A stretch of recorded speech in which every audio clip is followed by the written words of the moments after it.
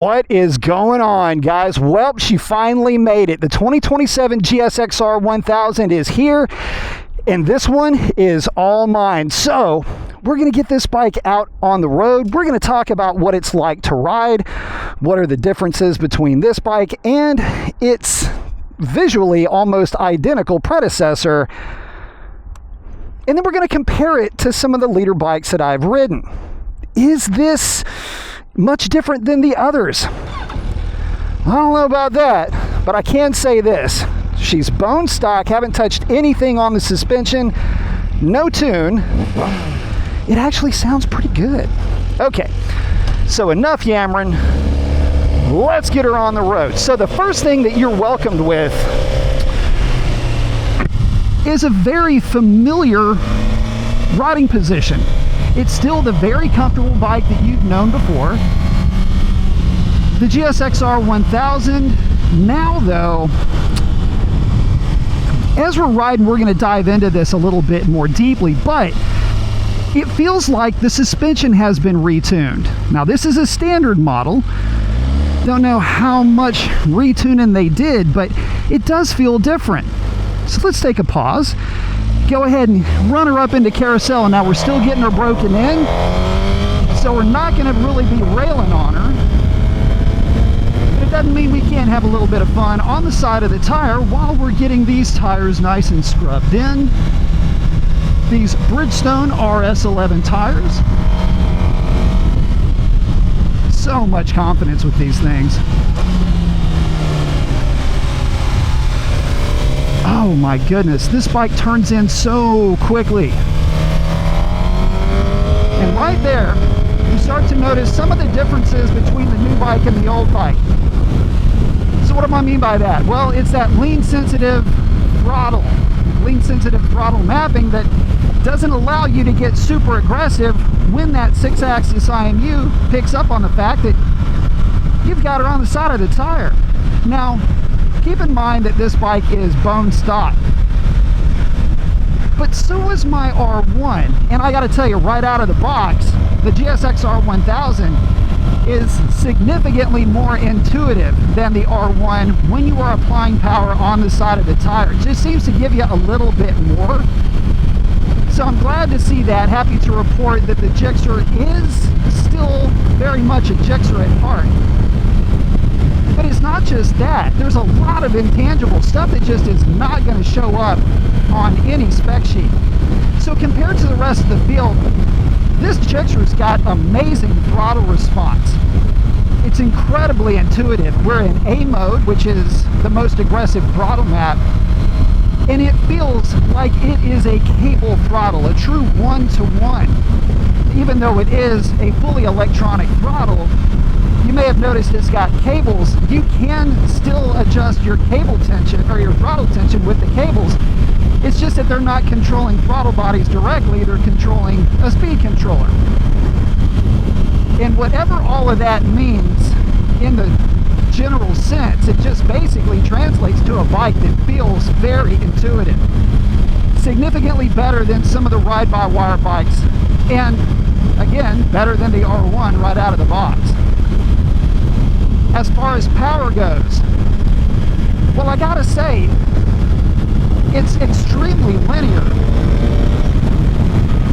but it feels like it's a larger displacement motorcycle. If you were to have told me that this is the new GSXR 1100, I'd believe you.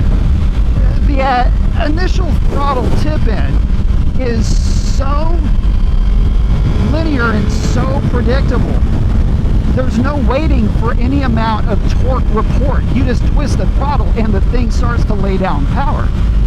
Now, remember that we had talked about that lean sensitive throttle, and yeah, that's still there.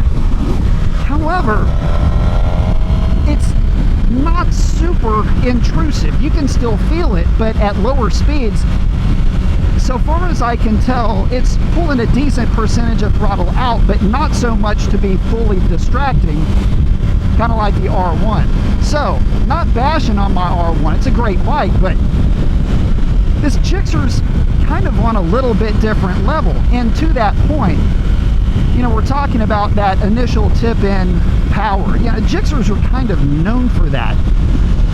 But this 2027 kind of ramps it up. It's extremely smooth. It's silky with the way that it puts down power. It does not feel labored. You don't ever feel like you're waiting for anything to need to happen for the power to start to happen. And here we're just kind of putting along in 6th gear, highway speeds, coming into what would normally be our favorite little S-turn. Now, I don't want to bang on this thing too hard. We are still kind of getting it broken in, getting these tires scrubbed in, but we can have a little bit of fun. I want to put something on display for you real quick. This initial hit is nice. It doesn't have quite the engine braking, and it doesn't have quite the front end feel that R1 has.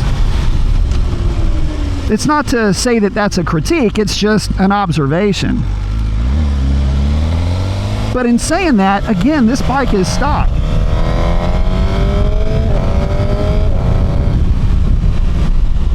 And as a stock bike, it's arguably one of the best that I've had a chance to experience. See, right here, you can definitely feel, I don't know, I was trying to get my right hand into frame, but you can definitely see I'm trying to throw more power at it, and the computer just simply won't let it. And since we're kind of nitpicking over here, the quick shifter on this bike is incredibly smooth. More smooth than, you know, some of the best in the business. And I've been pretty vocal about how much I love the quick shifter in the Hayabusa and in the GSX-8 family of bikes. Those are amazing quick shifters with good feel. This quick shifter is smoother than those, but you still can get this thing to bobble a shift every once in a while. It's not distracting necessarily, and it's kind of a trait that I kind of grew to expect a little bit out of Suzuki's. But in general, it's very smooth and a lot silkier than I thought that it was going to be. Since we're taking off here from this stoplight, another thing that's nice about this bike is the clutch uptake. That friction zone is extremely broad with this bike. Nothing at all like the R1 or pretty much any Yamaha. So in that respect, this thing is a very easy bike to ride. It's very narrow in the hips. So just sitting here at a stoplight, the bike kind of feels nice and light.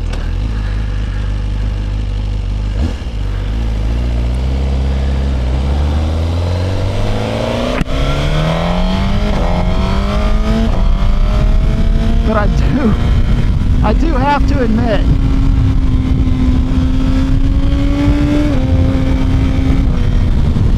there's something so special about a GSXR 1000 with how neutral the handling is.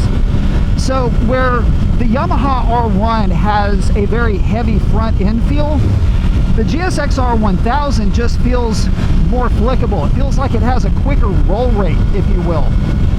And that can kind of throw you off because I'm used to the R1 and I go to really kind of carry that thing into a corner. And with the GSXR 1000, it's more of a finesse play than anything else. Tell you what, let's have a little bit of more fun with her.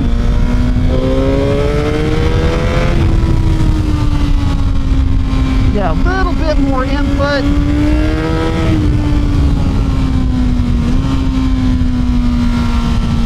As we are taking it easy on this thing, we're not really railing on her. But yeah, she's got a lot to offer, guys. And look, let me tell you something. If this is how good this bike is stock, whew, I can only imagine with a full exhaust and a tune how good this thing could possibly be. And I'll say right now, it is better than its predecessor. Now, suspension wise, it's kind of an interesting thing, because my 2025 GSXR 1000, which was also a base model, you know, that bike was really harsh. Going over these little undulations that may not be able to be seen on camera, but believe me when I tell you, they're here. My other bike would have been really juddery. It would have been uncomfortable, but this bike just seems to soak up the bumps like they're nothing. And I had done a quick peruse through the owner's manual, and I didn't see anything that would indicate that this bike was set up any different. Like, all the base settings were the same, so I figured, oh, well, you know, it's going to be the same suspension setup, and I had saved my setup from that 2025. Oh yeah, I'm going to throw that setup in the bike and call it good. But as it turns out, this bike is really good right out of the box. I feel like the shock is a little bit soft, and I will be checking sag numbers, so that is something that is soon to happen, and of course I'll be bringing you guys along for the ride with that. But so far, you know, at first blush, because obviously we're not railing on this thing, we're still trying to get tires scrubbed in and brake pads scrubbed in and all that kind of good stuff, get everything bedded and set, play with some suspension setup maybe if we feel like we need to, but I don't know. Overall, I've got to say that the 2027 GSXR 1000 in a nutshell is a better street bike. I like the suspension setup. I like that it delivers power so predictably. It's extremely intuitive with how it puts down power, and again, I cannot keep saying this enough, to the point where it almost sounds like a nervous tick. Smooth. That's the overarching value for this bike. The way it puts down power, the way that the suspension is set up, all of that just kind of pivots around rider comfort. You know, in a way, now that I'm thinking about it, the GSXR 1000, it's kind of like the Matthew McConaughey of superbikes. Like, all right.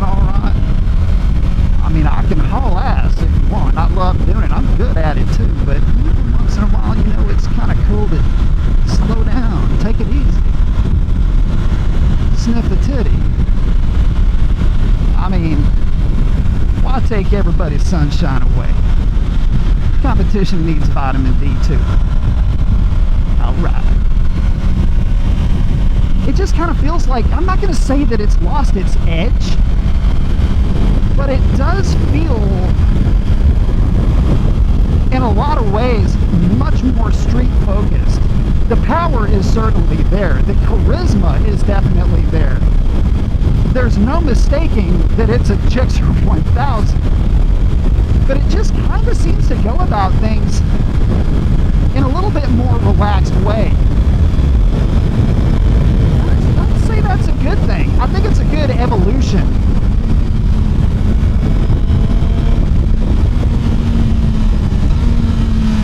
This quick shifter really is good.